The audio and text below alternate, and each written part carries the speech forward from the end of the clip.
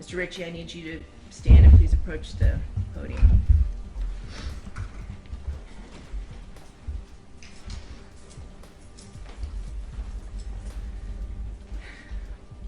From the very beginning, you can feel the weight in this courtroom.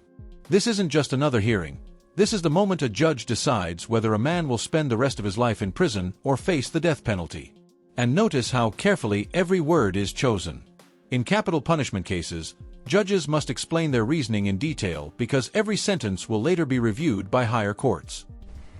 Mr. Ritchie, the court has thoroughly reviewed and considered the record concerning defendant's trial, including both the guilty and penalty proceedings, as well as the memoranda submitted by both the state and the defense.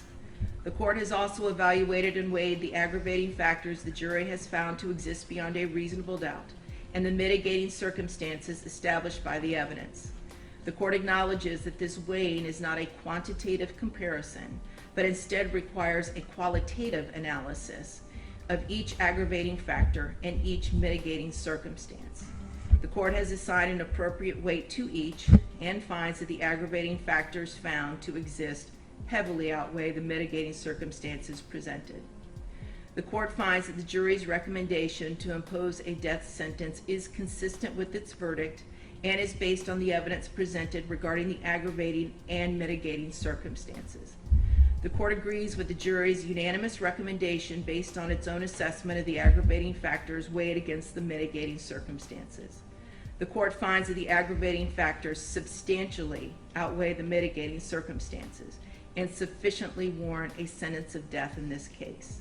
Therefore, the court finds that the sentence of death is the appropriate penalty the court should impose for the murder of 9-year-old Felicia Williams, as charged in count 1 of the indictment. Accordingly, as to count 1, for the first-degree murder of Felicia Williams, the defendant, Granville Ritchie. And there it is, the sentence officially handed down.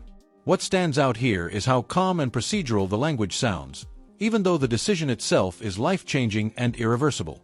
Legally, the judge has to balance aggravating factors against mitigating circumstances. Basically, what made the crime especially horrific versus anything that might justify mercy. In this case, the jury unanimously recommended death, and the judge fully agreed. He is hereby sentenced to death. Defendant shall be delivered into the custody of the Florida Department of Corrections at the Florida State Prison, where he shall be confined until a date certain, selected by the governor of the state of Florida, and on that date, defendant shall be executed in a method provided for by the laws of the state of Florida. As to count 2, for the sexual battery of a victim less than 12 years of age by a defendant over the age of 18, committed against 9-year-old Felicia Williams, defendant shall be sentenced to life in prison without the possibility of parole.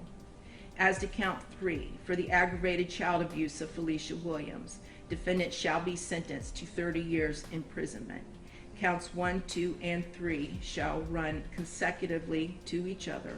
However, the 2 cases you pled to earlier today will run concurrent with count 1. Defendant is hereby notified that this sentence is subject to automatic review by the Supreme Court of Florida. Counsel will be appointed by separate order to represent defendant for that purpose.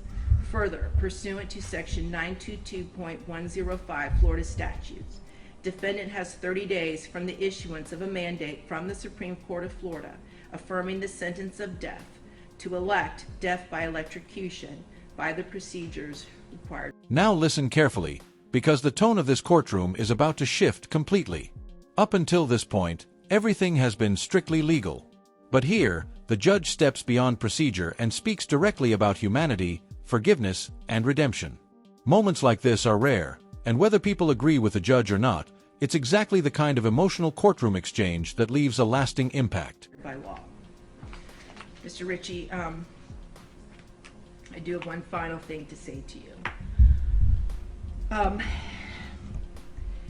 There will be no corporal redemption for you. And what I mean by that is of your physical being, your person. You will remain incarcerated until the date of your death is scheduled to occur. However, I do not know what your spiritual leanings are, and it really does not matter to me either way.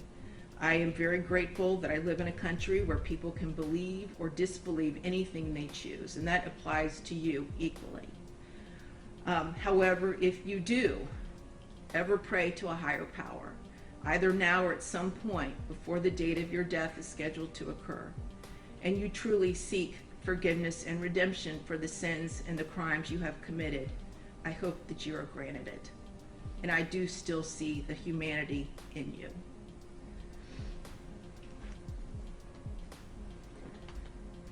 May God have mercy on your soul, Mr. Ritchie. We are now concluded, other than I am going to read the note that I received that was unsealed, or that was sealed. I'm now going to unseal it.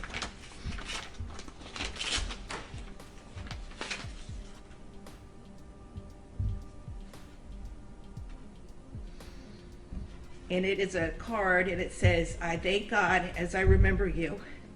2 Timothy 1. That final moment changes the entire atmosphere in the courtroom. After all the legal language and sentencing details, the focus suddenly returns to the victim, 9-year-old Felicia Williams, remembered lovingly as Sugar Plum.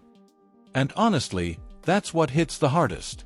Beyond the court rulings and dramatic testimony was a real child whose life was taken far too soon. Do you think the judge handled this sentencing the right way? 3.